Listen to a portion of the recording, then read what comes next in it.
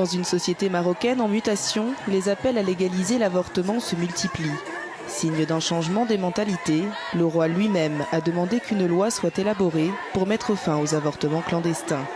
Un sujet désormais présent dans le débat public, tant chez les politiques que dans la rue.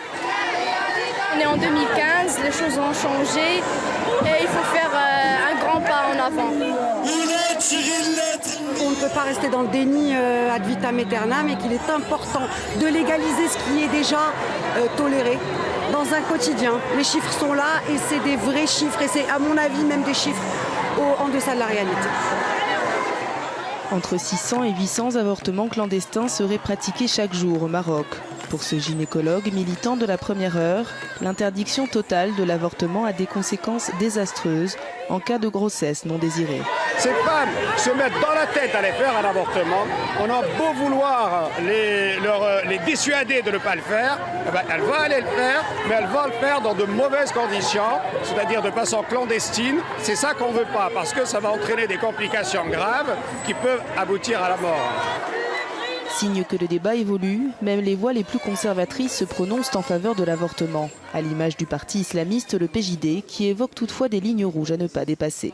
Les lignes rouges, c'est que le Maroc est un pays musulman, donc on n'est pas là pour autoriser sans limite, sans condition l'avortement, mais à l'autoriser dans certaines circonstances précises. Le viol, l'inceste et la malformation fœtale, tels sont les cas qui mettent tout le monde d'accord pour légaliser l'avortement. Parmi les points de divergence, l'autorisation ou non d'interrompre la grossesse de femmes non mariées ou victimes de viol conjugal, non punies par la loi. On doit punir les maris qui violent leurs femmes. Déjà, l'acte sexuel n'est pas accepté, l'enfant sera non désiré, donc on ne doit pas du tout admettre à ce que cette femme garde son enfant malgré elle. Les propositions pour légaliser l'avortement ne couvriraient que 10% des cas de grossesse non désirée, insuffisant pour les défenseurs des droits des femmes. Aujourd'hui, si vous voulez, le dernier mot de ce débat sera au Parlement. Mais il faut encore travailler et sensibiliser pour que nous ayons une vraie réforme et non pas une réformette, parce qu'on a trop attendu pour pouvoir se contenter de petites mesures qui ne régleront pas la question. Le gouvernement est à pied d'œuvre, le roi n'a donné que quelques semaines pour réformer la loi. Il faut absolument informer, sensibiliser et surtout l'éducation sexuelle.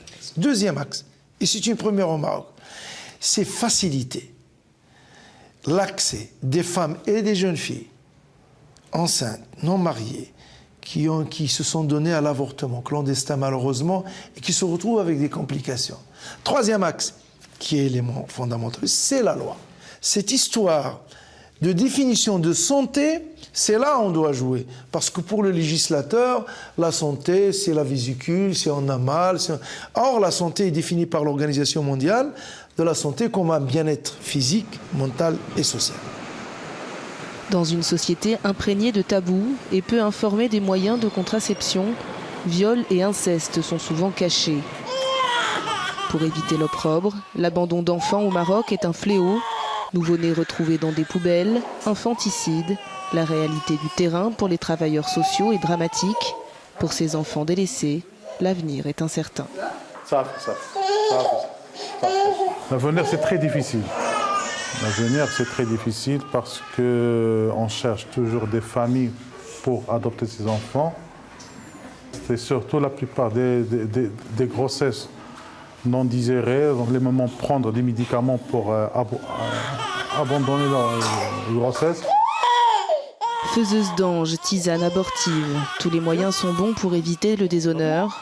Les séquelles pour l'enfant sont irréversibles, comme pour Ayoub, dont la mère a été violée. Des femmes rejetées par l'entourage et livrées à la dure loi de la rue. On n'a pas de solution pour ces femmes, donc ils vivent dans la rue, dans la forêt, et il y a des gens qui les violent et après ils tombent en grossesse. Donc on ne peut rien faire pour ces enfants. Et la plupart de ces enfants, ils sont toujours des handicapés, donc c'est plus grave. Le fatalisme des travailleurs sociaux qui, dans l'attente d'une loi sur l'avortement, font face, impuissants, à la misère sociale et à l'absence de perspective pour près de 8000 enfants abandonnés chaque année au Maroc.